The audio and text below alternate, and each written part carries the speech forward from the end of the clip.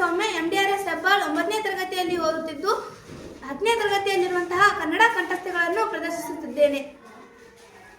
ಪದ್ಯ 1 ಸಂಕಲ್ಪ ಗೀತೆ. ಈ ಪದ್ಯವನ್ನು ಬರೆದ ಕವಿ GS ಶಿವರುದ್ರಪ್ಪ.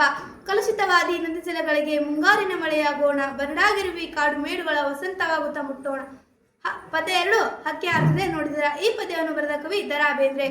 ನೀಲ ಮೇಘ ಮಂಡಲ ಸಮಬಣ್ಣ, ಮುಗಿಲಿಗೆ ರೆಕ್ಕೆಗಳು ಒಡೆದವು ಅಣ್ಣ, ಚಿಕ್ಕೆ ಮಾಲೆಯ ಸಿಕ್ಕಿಸಿಕೊಂಡು ಸೂರ್ಯಚಂದ್ರನನ್ನು ಮಾಡಿದೆ ಕಣ್ಣ, ಹಕ್ಕಿ ಹಾರುತ್ತದೆ ನೋಡಿದಿರಾ, ಹಕ್ಕಿ ಹಾರುತ್ತದೆ ನೋಡಿದಿರಾ.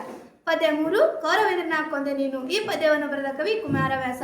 ಮಾರಿ ಗೌತಣವಾಯಿತು ನಾಳಿನ ಭಾರತವು, ಚತುರಂಗ ಬಲದಲ್ಲಿ ಕೌರವನ ಋಣ, ಹಂಗೆ ಋಣದಲ್ಲಿ ಸುಬಟ ಕೋಟೆಯನ್ನು ತೀರಿಸಿ,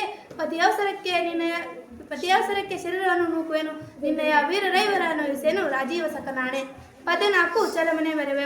ಈ ಪದ್ಯವನ್ನು ಬರೆದ ಕವಿ ರನ್ನ. ನೆಲಕಿರಿವೆನೆಂದು ಬಗೆದರೆ ಚಲಕಿರುವೆಂ, ಪಾಂಡು ಸುತ್ತರೊಳು ನೆಲವಿದು ನೆಲವಿನಗೆ ತಿನ್ನಪ್ಪ ಸುತ್ತನಂ, ಕೊಲಿಸಿದ ಅಂಡನೊಡನೆ ಮಧ್ಯ ಪುದುವಾಳದ ಕಣಿ ಹಸಿರು. ಈ ಪದ್ಯವನ್ನು ಬರೆದ ಕವಿ ಕುವೆಂಪು. ಹಸುರಾಗಸ ಹಸಿರು ಮುಗಿಲು, ಹಸಿರು ಗದ್ದೆಯ ಬಯಲು, ಹಸಿರಿನ ಮಲೆ ಹಸಿರು ಕಣಿವೆ, ಹಸಿರು ಸಂಜೆ ಈ ಬಿಸಿಲು. ಪದ್ಯ 6 ಹಲಗಲಿ ಬೇಡರು. ಇದು ಜನಪದ ಲವಾಣಿ.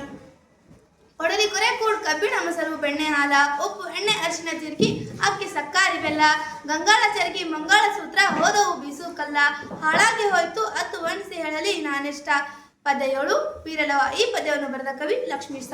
ಉರ್ವಿಯೋಳ ಕೌಶಲ್ಯ ಪಡೆದ ಕೋರಂ ರಾಮನೋರ್ವನೇ, ವೀರನಾಥನ ಯಜ್ಞ ತಿರಂಗವಿದು, ನಿರ್ವಹಿಸಲಾರ್ಪರ ಆರಾದುಡೆಂ ತಡೆಯಲೆಂದಿರ್ದ ಲೇಖನವನ್ನು ಓದಿ, ಗರ್ವಾನ್ ಬೆರೆಸದೊಡದೆ ತನ್ನ ಮಾತೆಯಂ ಸರ್ವಜನಂ ಬಂಜೆಯನ್ನು ತಪ್ಪದೆ, ತನ್ನ ಗುರುವ ತೋಳ್ಗಳುವೆ ಏತಕ್ಕೆಂದು ಸದೆವಾಸಿಯಂ ತೊಟ್ಟು ಲವನುರ್ದದ್ದನು.